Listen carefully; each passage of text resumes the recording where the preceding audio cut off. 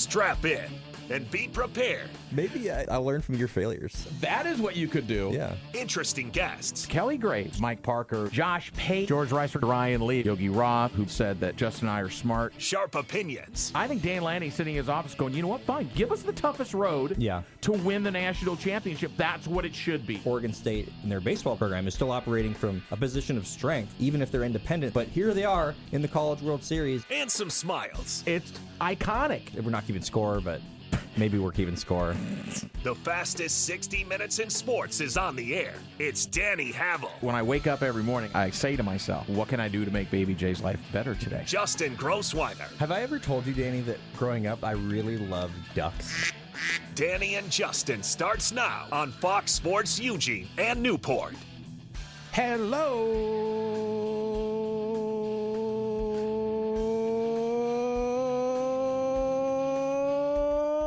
neighbors, and welcome high atop the Delta Triad, the Crystal Palace, live from the Bigfoot Beverages studio in Eugene and Newport. It is the fastest 60 minutes in sports talk. This is the Danny and Justin radio program. Follow us on Twitter and Blue Sky. Danny and Justin, spell out the A-N-D. Also on wherever and however you podcast. If it's Amazon, if it's Apple, if it's the Podcast Addict, it's Fountain, Podverse, True Fans. What am I missing? iHeart, Spotify, of course, and YouTube. Wherever you pod, we are there with you. And welcome all to the friends on the coast at 92.7 FM KNCU in Newport. And the Oregon Man Clinic's hotline at 541-343-5673. I am Danny Havel. Right over there is my tag team partner, Justin Grossweiler. We call him Baby J. What a boy. Well, it's been a weekend, Danny. It's been has. a fun weekend, but happy to be here to talk some sports with you, as always. And by the way, you know what? We've got a special guest right away. Right on over there at the Oregon Man Clinic's hotline at 541-343-5673. It is one of the owners of the Back Nine where we were at this weekend. And by the way, when I was rattling off all those pod things, did you notice I said Fountain? I did. Yeah, I didn't know Travis Fountain had a pod, platform. But he's on the phone up and down I-5, one of the owners. He and Katie own the Back Nine. They had the big grand opening this weekend. Travis, it was fantastic. And I hope you had a great time because we certainly did. Hey, guys. Love to hear it. We just want to say thank you all to everybody who did show up. And, Danny, I remember seeing you there swinging. I appreciated that. But did you know what happened with the KP contest? Did you see that? I was standing right there. I wanted you to say it. It happened like 3 people before I got to swing. I know it. So we had Paynes Valley, hole 19 set up, 124 yards out. Tough shot. And for the first time ever at a Back Nine grand opening, somebody hit a hole-in-one. And we got to witness this. Baby J was there. Jeff Oliver was there. My wife was there. And a lot of other people were there. A lot of pressure. So we can say his name, right? I didn't get clarity to say his full name, but I can tell you that Matt in Eugene is a happy man right now. He is linked on our Instagram, so you can reach out to him and tell him great job. Fantastic. And we got the long drive as well. It wasn't me. I didn't even try. So long drive? Yeah, long drive. Someone did get one in there at 271. So that left a lot of opportunity, I think, out there for you long drive hitters. And past that, Danny, we also had our raffle winner pulled.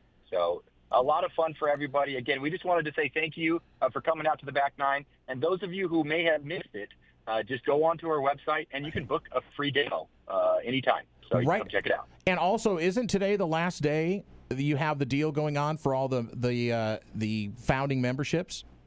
Yes. Thanks for bringing that up. So our founding deals are what we consider lifetime deals. So you could save $20, $30, or $40 for life per month.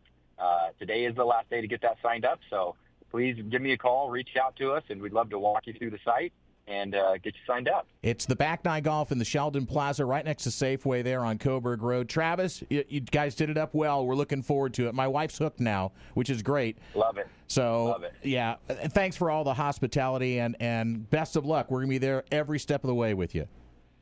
Hey, anytime, guys. Thank you so much, and have a great rest of your day. You too. There he goes. Travis Fountain from Back Nine Golf. It was a fun time. You got to swing the clubs a little bit. I did, and shout out to Jeff as well, Jeff Oliver, for helping me build my Well, swing from the ground up. You can get the mic on for him. Yeah, he you can want to say. bring him in here for just this second? So what was your initial returns, yeah. analysis? Jeff Oliver from TrackTown USA, who will be talking to officially here in about 15 minutes about the pre-classic coming up. What was your evaluation of Baby J's swing? First off, said don't swing it like a baseball bat. And once we got that figured out, it was, kind of some of the golf cliches, but they're true. Just let the club do the work. Just, balance yourself. And, yeah, you were swinging it pretty good, and you'll get it down. It'll come quick. I appreciate that. Yeah, I felt okay about my first swings, honestly. I was a little nervous, and, of course, you got a bunch of guys people watching there. you, Yeah, and the everybody looks like lights. they know what they're doing, and I don't know what I'm doing. But I do have pretty good hand-eye coordination. I don't think it was super on display on Saturday, but I felt okay about it, so I appreciate that, Jeff, and I appreciated your tips. The grip, I just needed some little things, just some little things to focus on, and then it was grip it and rip it, right? Yeah, grip it and rip it and get out there, and, that facility was amazing. It was fabulous. Yeah. One of the best things, if you're beginning, you're not going to lose the ball on the simulator. Right. That's true. There would have been a couple of lost balls for sure. Believe me, there's been a lot of expenses in people, especially when they start out with balls going into sand, into woods, into water. And a lot of people picking those things up afterwards and making a little bit. There's a whole industry in terms of that. Well, it's kind of funny because I'm at the level where, I don't need some technology to tell me that my swing isn't very good. You know what I'm saying? It was nice to see, okay, I hit the ball a certain way, and I got it on the front end of the club or the back end, or my wrists were turned, and that was really cool. So I definitely think it's a great spot for me to pick up the game. See, and I think that's you're touching on it. And besides all of that, they have games for everybody, all ages, not just golf. There on the screens. It's for golfers, though. It's the True Spin technology, and it gives you instant feedback. It actually shows you where your club face and how your club face is swinging through the ball. All the spin, all of that stuff as well, the power, the carry, all of that is on there. But for somebody like you who's trying to, and my wife's the same way, she wants to do it well before she goes out in front of everybody and does it. Perfect is the enemy of the good, as they say. Well, and this is not a game you try and do that with because everybody messes up. At least one time or another, or many times during a round. But it is good to have that safety of you know what, I can go into this bay, and for you, Mr. Night Owl, since it's 24/7 access, you can go there at 1:30 in the morning and go practice, and I guarantee you there might not be that many people there at that time. So you got all that access right there. You can practice your little heart's desire, which is I'm into awesome. it. I'm excited. Okay. All right, well, there you go. So that's what we did. Part of our weekend was that. Yeah. So the other part of the weekend, before we get to news and notes, you took Lavender home. I did. I took our... What kind of ordeal was that? 18-year-old cat home. It was all good. It was no problems until we got to the carrier. Until you got to the point where you had to get the cat in the vehicle. Correct. Into the carrier, into the vehicle to take her home. That is correct. I got everything ready to go without any sort of notice from the cat. She was totally unsuspecting. Got all the cat litter and the food and all the different little assortment of things. And then where did it go wrong? Where it went wrong is when I picked her up and I held her for a little bit. We have this thing where she kind of sits on my shoulder and she kind of... You didn't do anything out of the ordinary then? Nope, I was really good. I was not so tipping good, Danny. her Let me off. tell you, I couldn't have scripted it any better for myself. Obviously, in terms something of went this wrong. The pre-carrier stuff.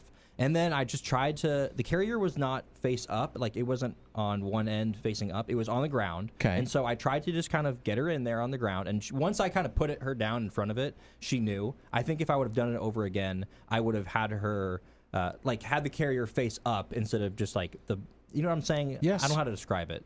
But essentially, I messed up by not getting her in that first time. And so I had to wait 4 hours. I was supposed to go at 4:30, and I ended up leaving at about 8 o'clock. Was there clawage and scratches going on as well? Yeah, I actually had to put on it was not super cool that day, but I put on a long sleeve just to make sure that my oven mitts? Arms didn't get cut or anything like that. Oven mitts or? No oven mitts, but I'm kind of used to cat scratches. I had some incidents at the airport where I had a cat that I had to bring through security, and I literally had a shirt ruined because I just had to hold on as tight as possible, and it was a tough thing. But Lavender was a little bit easier. She kind of eventually just gave in a little bit, let me put her in, and she was great in the car. No meowing the whole way? No meowing basically the whole way. She just slept And by the time we got probably there, exhausted from battling you to get in the carrier. Yeah. So I felt bad, but it's hard saying goodbye. As I said to you the other day, animals were like people to me. So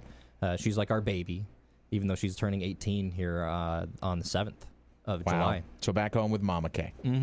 Okay. And probably very well settled in and like, we're not doing this again for a while. Well, she was a little unsettled yesterday and the day before. But, okay. But getting used to it. It just on and off. It's just a lot of change. She got used to me. It was hard to say goodbye.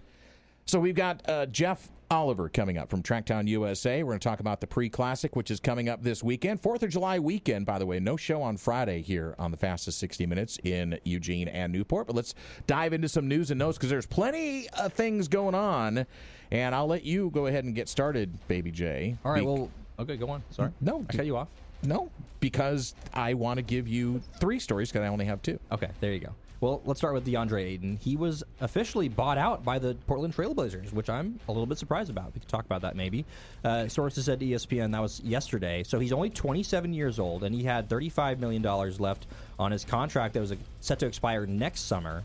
And they approached the Blazers about the buyout. Apparently, Ayton and his representatives did and wanted to play in a winning situation. So it seems like for DeAndre Ayton, obviously, this is the best thing for him. But I'm a little bit surprised that the Blazers, with a center market that seems to be a little bit shallow this year, especially with free agency not being very attractive for a lot of different players. I thought the Blazers might be able to get something out of DeAndre Ayton, but it turns out, I guess he's just going to get bought out. Can I make a wild prediction that without any basis in knowledge, just from the outside looking in on this? I don't know if DeAndre Ayton can pass a team's physical right now. Really? You think so? He was hurt. He was hurt. Was supposed to probably come back. He never came back after he got hurt. And it's been quiet because I think your point is well taken. Why wouldn't you try and get at least a little value? The contract was not odorous. I mean, we're talking about like this. I was literally listening to a podcast from it must have been right before the DeAndre Ayton bought out thing happened. And they were talking about, hey, there might be a team talking themselves into getting DeAndre Ayton. I was like, well, this is a cold take because he just got bought out. So that's kind of the difference between what I thought would happen and what ended up happening. So now the Blazers are down to 4 centers. Down to 4 centers. One more to go. Really, it's 3 centers. Duop Reith isn't really a guy. It's one more to go. The WNBA has announced major expansion now. They're going to go to 18 teams by 2030. The new teams being in Cleveland, Detroit, and Philadelphia. The expansion from the existing 15 teams, which included Toronto and Portland next year, Golden State this year, will add Cleveland in 2028, Detroit in 2029, Philadelphia in 2030. And, of course, what that means is money, money, money for all those existing owners with the expansion of those 3 new teams. And I know there's been some people that have been concerned about the depth of the WNBA, but I think that this is a growing league. I think there's a lot of excitement about it right now. So I think by 2030, I think 18 teams will be just fine. I want to talk about switch pitcher. I'm not going to try to pronounce his first name. Ciente is his last name. He's going to be a switch. So he's a switch pitcher, and he is going to be picked for the All-Star Futures game, which is pretty exciting. Which is for the best young players in the game. Right. They play an All-Star weekend. They hope. Correct. So he was selected in the amateur draft on Monday for the Futures games, which is to take place at Atlanta's Truist Park. He's from the Netherlands, and he is 4-4 with a 4.88 ERA in 12 starts this year, which isn't super spectacular. But I dove into a little bit of the numbers, and he has held 180 batters to a 165 average, pitching right-handed. And pitching left-handed, he has pitched to only 42 batters with a 360 average. So he's like a switch pitcher, but it sounds like he's way better. Well, and it gives you an opportunity to bring up one of the best headlines of all time, which is from Pat Venditti when he made his professional debut in minor leagues. He was the amphibious pitcher that was making his debut. That's incredible. A great headline. The Bigfoot Beverages studios in both Eugene and Newport. The Danny and Justin radio program on Fox Sports. Thanks for tuning into the Fastest 60 Minutes. We'll have Jeff Oliver coming up to talk a little bit of a small event going on at Hayward Field this weekend called the Pre. Jake Paul. I'm hoping he goes away eventually. Yeah, that's great. So I'm going right to Jake Paul. Jake Paul is sick and tired of people calling him a fake fighter that fixes fights. Well, now he's going to start taking legal action. So Paul, this is just what we need. Saturday night, I had no idea he was fighting.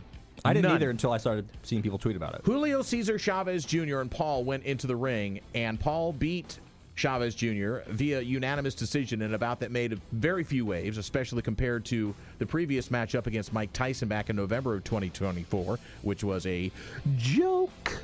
Yes. Chavez Jr. is a legit former boxing champ.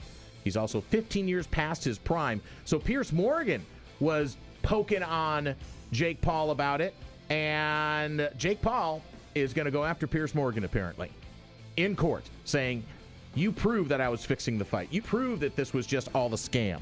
So we'll see about fantastic. That's what a I love Trent. I just want him to go away. I do too.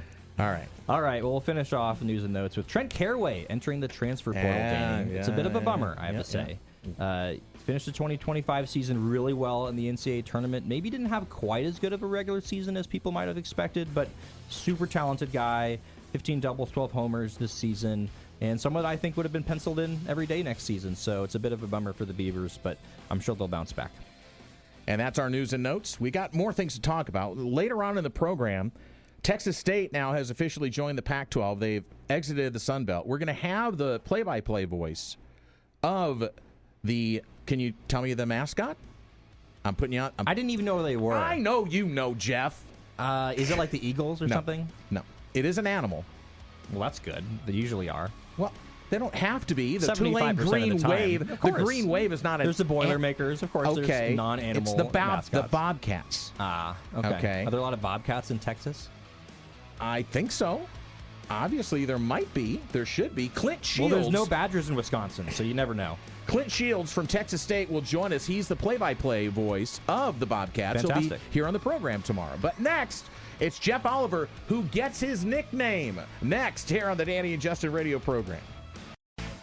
Texas State has joined the Pac-12, officially exiting the Sun Belt. $5 million buyout. They needed to do that today because the buyout would have gone up to $10 million tomorrow. So the Texas Board of Regents said yay unanimously. So the Bobcats are officially in the Pac-12, which means the Pac-12 has now got their 8 teams in football, so they are eligible now for the college football playoff in the FBS. We'll talk about that a little bit more in depth and what Texas State brings to the table, and a lot more about it tomorrow when we have the voice of the Bobcats, Clint Shields, right here on this radio program. Also want to talk about a new coach reportedly for Mark Wasikowski's team for University of Oregon baseball. Of course, with Hawk leaving to Oklahoma, they need a pitching coach, and I think they found one. Well, according to D1 Baseball, they have. But first, let's welcome in studio. We don't get to do this with very many people. It's Matt Dompe. You had Jacob Archer in here, right, when I was gone? Yes, we did. Okay. That was fun. We love in-studio guests. We do. We can, like poke them and, put them in a corner. If we want to put Baby in a corner, we can do that. But we don't do that with this guy. It's Jeff Oliver from TrackTown USA and Hayward Field and the Pre-Classic, amongst other things. Welcome, Jeff. Thank you, guys. Little track meet coming on this week. Well, but we got to take care of some other more important business first. Priorities. Your third visit on the show. We have a drum roll. That's what we're doing today. Oh, okay. We don't have the gong. The gong. Come on, I got to call you on. We don't have the gong. It's gone. Forgot about the gong. Is Listen, gone. The gong disappeared. There's a thing with the program where we can't things bang a reset gong. sometimes, and my thing's in the other room. All right, I'm out of here, guys. I'll see you tomorrow. You can follow Jeff on Twitter, by the way, at Mind for Sports. It has nothing to do with his name, but we already know what that was all about. So, Jeff, your nickname now on the Danny and Justin radio program from here on out will be General Jeff Oliver. All right, we'll take it. The General. We'll take it. Yeah, not the guy in the helmet with the big mustache that's selling insurance with Shaq. It's our own guy right here, Jeff Oliver. So, Jeff, this will probably be the last time we see you fully rested until probably next Monday or Tuesday. I mean, honestly, I lost some sleep last night knowing my nickname was coming today. So. You did not. Okay, so you got to tell everybody what you sent me when I told you that you were getting your nickname. Oh, the Jeopardy? Jeopardy, yeah. Maybe I'll throw that out on my Twitter machine. Yeah, it's a pretty funny bit. Friends send it to me all the time. It's every category's Jeff. So it was hilarious. Yeah. All right. So the pre coming up. Fortunately for everyone who's putting it on, but unfortunately for those that were holding out thinking they might be able to get some tickets were sold out. There's a handful of tickets right now. If you go to preclassic.com, there's a handful of tickets. But So it's not sold out. General admissions sold out right now. Obviously, there's the secondary market if you're looking to get tickets. True. And I mean, just like any big sporting event, maybe show up the day of, and there'll be some tickets that are available in the box office. But we're expecting a packed house, 12,500 people, and That's great. We're going to be rocking Hayward Field for something pretty special. I know our community is kind of used to special things happening at Hayward Field, World Championships, Marathon, NCAA Championships. But what we have in front of us this Saturday is going to be pretty awesome. So the lineup is pretty incredible. You guys tweeted this out. 48 Olympic and Paralympic gold medalists. You have 98 Olympic and Paralympic medalists. You have 14 world record holders. That's a pretty impressive lineup. I mean, It's the best of the best of the best. Yeah, it's pretty staggering. And want to shout out kudos to all my teammates over at TrackTown USA, all of our track and field friends, agents. I mean, everybody's coming together to make this celebration for Steve Prefontaine something pretty special. And our community is going to be there, and the world's going to be there in person with some of these top athletes, and it's also going to be viewed in 170 plus countries around the globe. So again, I keep saying special. I guess I don't have any other words to say, but it's going to be, let's go awesome. I mean, it's going to be a really, really awesome one-day track meet that this country, this world hasn't seen before. And so much work, I'm sure, gets put into that. What's the most difficult thing? Kind of getting everything together. You're here, I guess we're less than a week away. So what's the most difficult thing?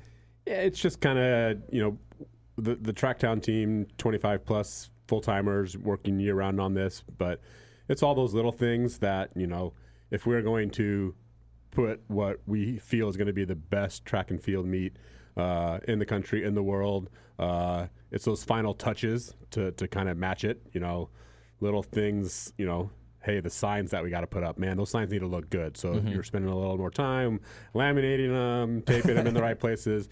It's, those little final polishing touches that, all this work, it's to meet, what Steve Prefontaine was all about. One of his favorite quotes was, to give anything less than your best is to sacrifice the gift.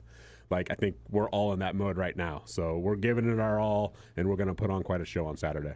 Jeff Oliver from TrackTown USA joining Danny and Justin here in Newport and Eugene on Fox Sports as we get ready for the and it's the 50th anniversary of Steve Prefontaine's passing, and the Diamond League as well as a part of this. It's going to be on NBC and Peacock, so if you don't make it down there, you can certainly watch it, and that's mostly the running events after. I think it's 1 to 3 is when it'll be live, but it starts at 10 a.m. with the men's hammer throw. So we talked about this before, Jeff, but I think it's good to reemphasize this, is that where in a traditional meet you'll have heats, and you'll have the 3 different heats, and then you'll have the semifinals, then possibly a finals. This is just nothing but championship. Yeah, best of the best. There's no prelims, semis.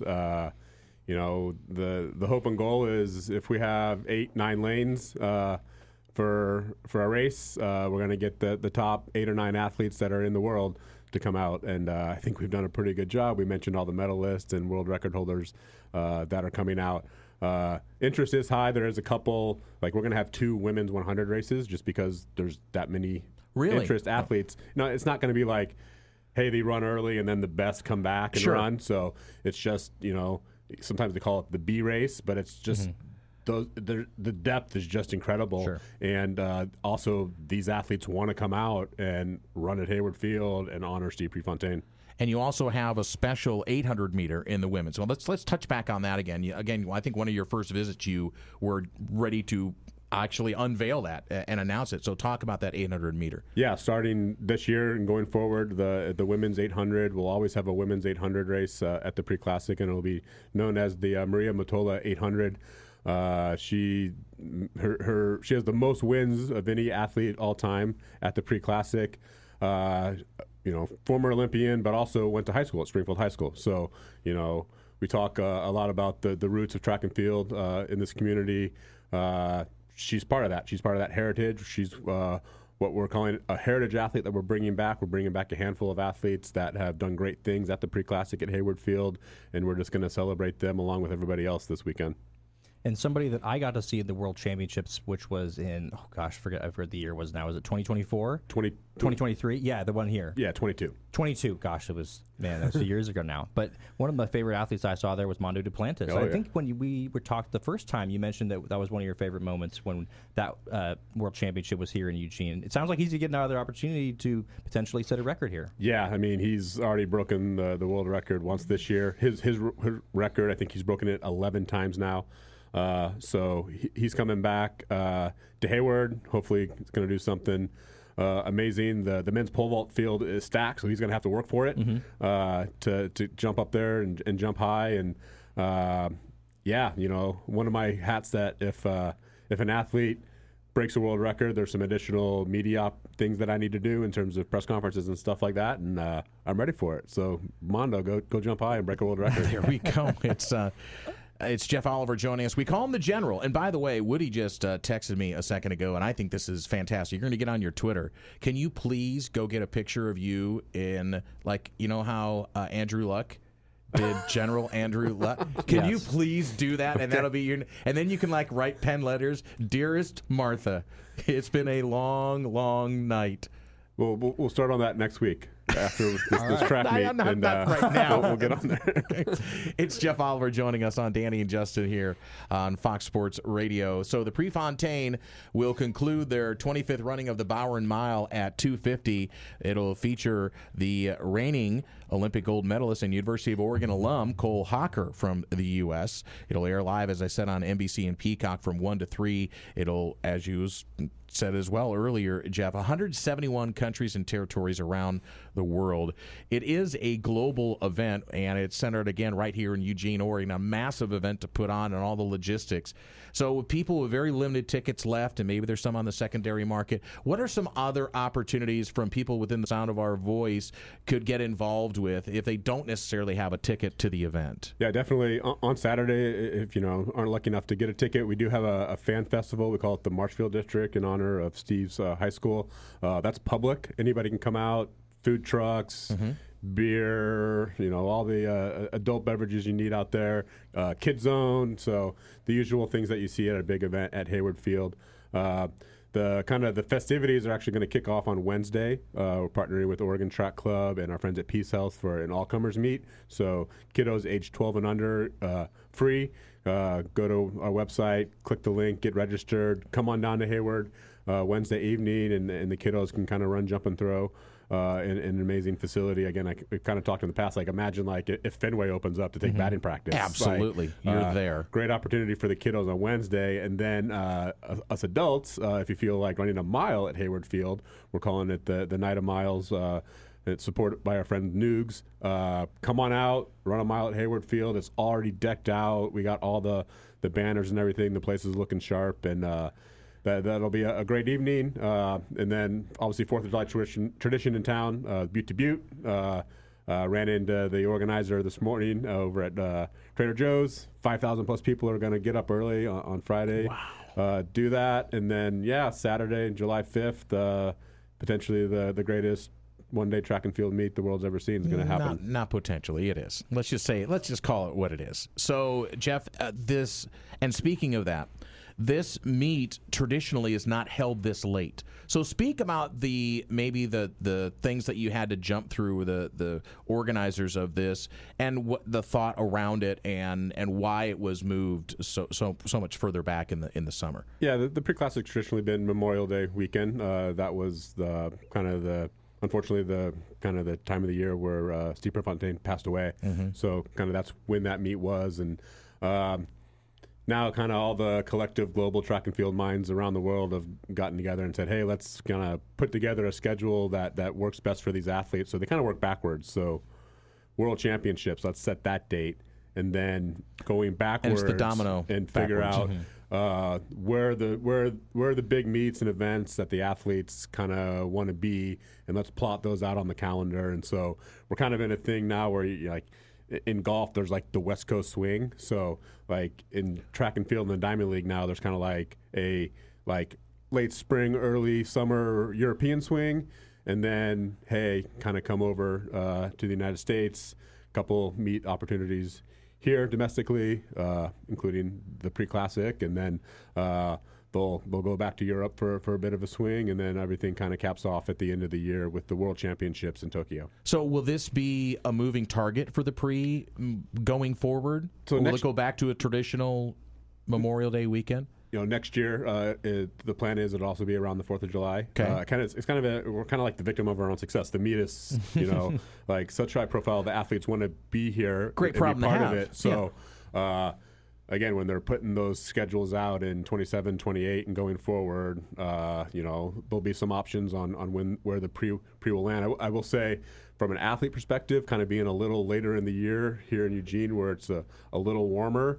I'm expecting, not just me, but I think everybody, some better marks, some better performances, because sometimes the pre, when it's earlier in the year, maybe it's their first or second meet of the year, and now some of these athletes are in their prime. Kashane Thompson in Jamaica last weekend ran the fastest 100 meters in 10 years. Wow. He's coming, man, if he's on his game again, maybe there's more than one world record that happens this weekend.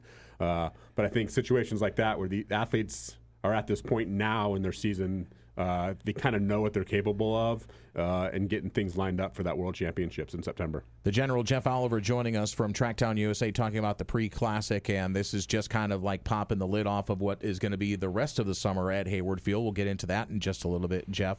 So the roll up to this, and you talked about the timing and how everything's slotted in. You deal a lot with the athletes, obviously, as the media liaison as well, and you talk to their agents, you talk to them. What is there a consensus of how athletes view Hayward Field and Eugene and that response from them and how much they enjoy coming here to compete? Yeah, I mean, I think a couple factors. I think to honor the history of track and field, to honor the Hayward Field, the facility, the greatest track and field facility there is in the world, and again, specific to the pre-classic, to honor Steve Prefontaine. But also, it's an opportunity for them to compete against the best. And so maybe some other meets around the world, there'll be a couple other that, I think anytime somebody gets into the starting blocks, I think you're worried on what you're going to do, but you know that you have some talent that's going to be chasing you down. If you're in an event at the pre, you know that everybody that's on that starting line belongs, and so that's I think a big reason. Again, just the opportunity to compete and beat the best. And coming up in the end of July, it'll be the Toyota USATF Outdoor and Paranational Championship. So speak to that a little bit. Yeah, so again, an opportunity there you have to be the best if you want that spot on Team USA for the World Championships in Tokyo. So kind of similar to what we get to experience for the Olympic trials, kind of call the national championships the mini trials. It's a 4-day event. You finish in the top 3, you get that plane ticket to Tokyo. What makes the national championships this year unique and special, it'll be the first time in history that it happens at the same time as the para athletes. And so I think I've mentioned before my experience in Paris last summer. I felt like I enjoyed the Paralympics probably a little bit more than the Olympics. You just kind of saw the joy on those athletes. So we're pretty excited to have all these top-level track and field athletes to be able to compete for their national championship at one single meet at one venue on one weekend. Well, Jeff, the hundreds of people behind the scenes are going to get to show off Hayward Field again. And the volunteers, everyone helping with the liaison with the athletes, making sure everything's taken care of, the medical staff that's going to be there. It takes a huge community to pull this thing off. So your opportunity to say thank you to all of them. Yeah, I mean, we can't do it. I think a big reason why we get to do all these meets is kind of because of our volunteer base, because of our medical community, because of all these groups of people that, want to show off Hayward Field and Eugene. I was at Matthew Knight Arena yesterday, and the volunteers were starting to pick up their credentials and their kits. All the volunteers are getting special gold pre-50 Nike shoes this year, and just the smiles on their faces, maybe because they got a new pair of shoes. But I think more so of I think the joy. Like the joy, and I think anybody that's been involved, been following all the announcements of the athletes and everything, again, I've probably said special 38,000 times today, but like something special is going to happen on Saturday at Hayward Field. All right, so do we have an over-under on how many world records are going to be set? I say if I put it at 3.5, would that be reaching? I respect world records so much. I'm not going to throw a number out there. But if the It's just prime not a given, conditions huh? are out, so here it is though. But prime conditions, and you're competing against the best of the best in it. It pushes athletes to another level. Yeah, and I think, odds on, I'm going to go back to Mondo. Like, he probably has a good chance is he the most to likely? do something. I think, something on the track, anything can happen. Hayward is kind of getting known. It is a fast track. Yeah. So, again, conditions right, the right temperature. It's going to be a beautiful day, low 80s. And the fact that these athletes know that everybody else that's lined up on the line with them is the capable best. of winning too. Yeah. So maybe you give it that little bit extra, and make me work in that media tent afterwards with all these world record press conferences. All right, General. Well, best of luck to you. And again, I know you're probably setting the cot up. Your dear wife isn't going to see you now for the next 5 days, but that's okay. You put your heart and soul in this. We appreciate you and your time that you give us here on the program. No, this is kind of, a good break from the inbox to kind of talk about everything that we have ahead of us, and turn the phone back on when I leave the studio, and we'll get cranking and do the best we can in honor of Steve Prefontaine. Right, and see everyone out there this weekend. All right, General, we're going to let you go. Get back to work. We're going to come back. We'll talk Texas State. Here he is, the great General Jeff Oliver from TrackTown USA. And the pre-classic this weekend starts at 10 a.m. on Saturday. The last thing, the Bowerman Mile at 2:50. And you can watch it all on NBC and Peacock. Back with more, Danny and Justin. Fox Sports Eugene, Newport, and Eugene. Once again, many thanks to the General, Jeff Oliver from TrackTown USA. Talk a little pre-classic coming up on Saturday at Hayward Field. Again, very, very limited tickets. It's, I think, almost officially a sellout. There could be some tickets on the secondary market, but all the GAs sold out. And by the way, we are mourning the passing of a track legend here in Eugene. Bill Dellinger passed away the other day. He was, of course, instrumental in getting Steve Prefontaine to come to Oregon. And he lettered in Oregon as well in track in 54, 55, and 56. He won a bronze medal in the 64 Olympics. He competed in the 5,000 meter. And, of course, he was an assistant to Bill Bowerman on the Oregon Ducks track and field team. In 25 years of coaching, listen to this resume, Baby J. Dellinger's teams won 5 NCAA titles, 108 All-American honors, and 134-29 meet record. He was the Pac-10 Coach of the Year multiple times. And he did a lot of things off the field as well, especially after he retired from the U of O in 1998. That's a pretty incredible resume. Yeah, it is. He is in the National Track and Field Hall of Fame. There's going to be a cross-country event in his honor that they do every year. We'll talk more about that, and we'll get the General back in here to discuss that. And they're also going to have they're going to have the Bowerman Mile as well, and the pre-classic. So a celebration of Bill Dellinger, I'm sure, this weekend at Hayward Field.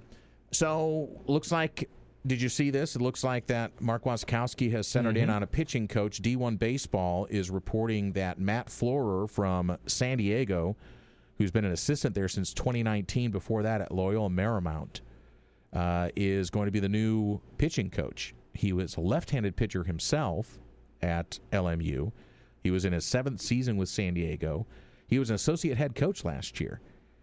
And the Toreros pitching coach, and he was a recruiting coordinator as well. He had several WCC first-team selections from his pitching staff. And during the 2024 MLB draft, 3 of Florer's pitchers were picked up by professional organizations. Josh Randall was drafted by the Tigers.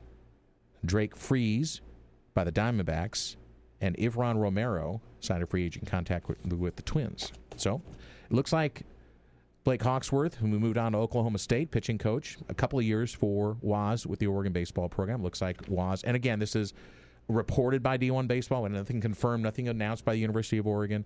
I have not gotten anything confirmed by Waz as well, but we'll find out and hopefully have it all wrapped up by tomorrow. Yeah, it seems like this is a solid move for Coach Wazakowski in Oregon, and I'm not super surprised that this is from a West Coast school. We know how much Waz respects West Coast baseball, and it's a pretty solid hire, if you ask me. San Diego was in the top 25 of every major pitching category in 2024, including ERA, WHIP, hits per 9, strikeouts per 9, walks per 9. So I think it's a solid hire. So the interesting thing was when we had Stitchhead on last time, we talked about what Waz was going to do with this position, is Stitchhead kind of thought Eric Sorensen by D1 Baseball, by the way. I'm just used to calling him Stitchhead. Is that Waz last time when he plucked Hawksworth out to be his pitching coach most recently, that was kind of seen as maybe out of network a little bit because he didn't have a long coaching resume and such like that. This one seems to be a lot more in network than it would be out of network. Would that be fair, I would think? Sure. Yeah. You maybe have to clarify what you mean a little bit to me by in-network and out of network. So I kind of know what you mean, but just... So in-network people that are plugged in have been coaching at another school that you're familiar with. Not necessarily you're saying like in his circle of network. Correct. But just people that have been in the game. Right. Gotcha. You know, and Blake Hawksworth had not had a long resume in terms of coaching. He was a pitcher. He knows the game, but in terms of coaching and recruiting athletes, there was not a long resume there that was pulled from. And Matt Floor is also not a super old guy as well, but certainly has some more experience.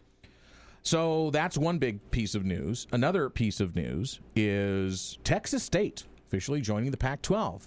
They announced it today, the 9th member, but a football member. So remember, Gonzaga is a member of the Pac-12, but they are anything but football, or everything but football. Anything but football. Anything but football. How dare you insinuate football upon us?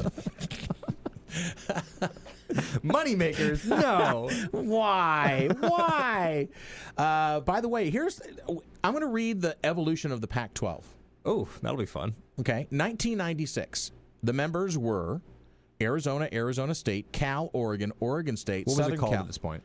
It was the Pac-12, I think. 1, 2, 3, 4, 5, 6, 7, 8, 9. No, it was the Pac-10. It was the Pac-10 back then. Right. It had to have been the Pac-10 because there's only 10 members.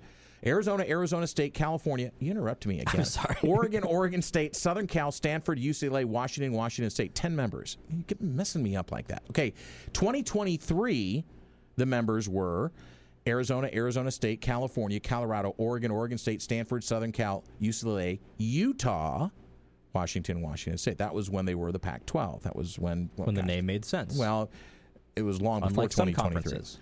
In 2024-25, the members of the Pac-12 were Oregon State and Washington State. So here's your official lineup now that is FBS eligible. Officially official. Officially official for the Pac-12. Boise State, you just call it the state conference. Boise State, Colorado State, Fresno State, Gonzaga, non-football, Oregon State, San Diego State, Texas State, Utah State, Washington State. They are all state schools except for Gonzaga. Now, does Gonzaga feel like the redheaded stepchild in this whole equation? Should we just make that, you know what we should do? Oh, please, let's do this. Let's make Gonzaga State merchandise. Gonzaga State. I mean, they might as well be at this point. Why don't we? Gonzaga State merchandise. That's fair. That's very fair. So, by the way, the Board of Regents in Texas authorized the $5 million buyout from the Sun Belt. Bobcats remain in the Sun Belt this year. They'll join the Pac-12 All Sports next year. Pac-12, as we've been saying, needed to reach 8 football-playing schools to make the NCAA minimum to the FBS prior to the season in 2026. So, big day for the Pac-12, big day for Texas State, and I think probably even a bigger day for Texas State, to be honest. To say, that was going to be my question for you. Is this a bigger deal for Texas State or the Absolutely. Pac-12? No, okay. I am going to say still yes for Texas State, but it's a huge day for the Pac-12 because they get their official members, floundering to try and get that 8th member for football. But I think I would agree with you. I would still say that yes, they sort of got it done, but I don't think there's any way that anybody could sit there and say like, yes, from the beginning we were targeting Texas State and we got them. No, Coach. I think you're right there. So obviously they wanted UNLV. It was the best they could do. So from the outside, I think the fans wanted UNLV more than maybe the Pac-12 did. UNLV, we're finding out more and more about the money problems that UNLV has around their neck. Yes, Vegas is a great market. There's a lot of basketball tournaments there. The Mountain West is there. I think the WAC tournament's there. When the Pac-12 was still around, they had their tournament there. The Pac-12 championship game was in Las Vegas. I think the Mountain West championship game's in Las Vegas at a neutral site. There is a lot of buzz in sports around Las Vegas. So UNLV would be, you would think, a nice addition, although I still believe that the Board of Regents in Nevada would have said you need to take Nevada-Reno as well, which doesn't have the infrastructure of facilities that UNLV does. However, it's coming out more and more in light that UNLV's got big, serious money problems. They are underwater, and I think maybe they're hoping for a bailout from the Mountain West if they stay. And I don't know if that's going to come now. No, I mean, they're losing leverage, right? Every day that goes by. Right. So Texas State's got facilities. Right. A 10,000-foot 10,000-foot stadium. 10,000-foot stadium. They have a 10,000-seat basketball arena.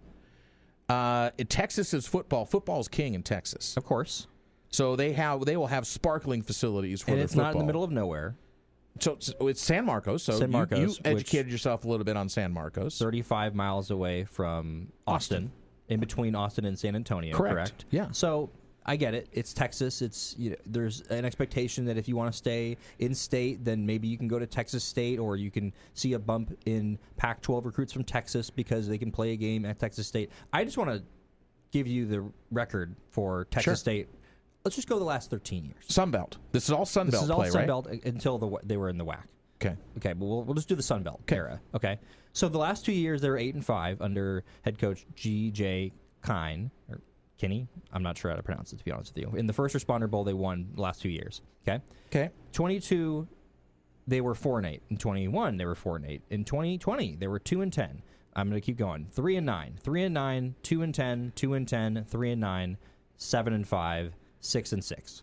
So the That's last what couple you're of years, inheriting. you're going back a little ways. The last couple of years they were 8-5. Okay, which is okay. The athletic director, by the way, and us old boys, us OGs out there are going to love this. It's Don Coryell, and it's not the same Don Coryell. No relation to Air Coryell from San Diego Charger fame. So, but their athletic director. And they've been in the Sun Belt since 2013. Mm-hmm. They actually made their FBS debut in the WAC, as you mentioned, in 2012. So this is a big jump. Right, so this is only a 13-year program. No. Right. I mean, yes. Yeah. At the FBS level. Yeah, their total record all time is 56-102. So not great, but that's not why you're getting them. Not only is that not great, that's bad, Danny. That's downright bad. Okay, so then they are going to end up being the doormat to start. They're going to be the one everyone wipes their feet on. Yep. You get Texas opened up for recruiting. You get the TV deal that you've wanted with CBS now, which is a 5-year deal. You already got that deal before you got this locked, but I could imagine that somebody at CBS knew this was going to be locked before they signed the deal for a conference. Wanted some assurances. Absolutely. Yeah. So maybe that was all tied to it. So now Memphis is off the table, Tulane's off the table, obviously UNLV, Nevada-Reno off the table. I think they stand pat now for a few years, and I'm just going to say it again. I'm just going to say it again. Stanford and Cal come back. All right, we'll see. I just think if you're a Beaver fan right now and you're seeing that Texas State is getting out of your conference, I'm just not that excited about it. I think it's – I understand all the reasoning behind it. I think that it's being made for all the right reasons except for the winning part of football, which is just the most important thing to me. So we're going to have the play-by-play voice of the Bobcats on tomorrow. Let's see if we can maybe open the phones up tomorrow to some Beaver fans. Sure. And let's get their reaction to it. I would love to know some opinions. And so if you're a Beaver fan, get ready tomorrow. We're going to open up the phones for a little while, and you can call into the program. So let's do Dad Joke. Oh, a joke! I got fired from the bank today. A woman asked me to check her balance, so I pushed her. Dad jokes! If you ever feel cold, just stand in a corner. Okay. They're usually around 90 degrees. All right, that was a pretty good one, actually. In the corner. Yeah, that was good. All right, tomorrow on the program, Clint Stein joining us. He is the play-by-play voice of the Bobcats of Texas State, the newly christened Pac-12. Pardon me, I said Clint Stein. I said Clint Shields from Texas State. Probably we got to get all the names right. I was going to say probably would be advantageous for me to not call the new play-by-play voice in the Pac-12 by his wrong name, but he's out there on the ranch. I know that because he told me he had honeydews that his wife was making him do around the ranch. A little off-season for him, but an exciting announcement for the Bobcats and the Pac-12. Thanks again for the General, Jeff Oliver, for joining us from TrackTown USA. Nice show today, Baby J. Thank you. Fun Tomorrow, being back. right back here on the old radio program for Justin Grossweiner. I'm Danny Howell. Put a smile on your face. Someone else's. They deserve it. So do you. God bless. Be well.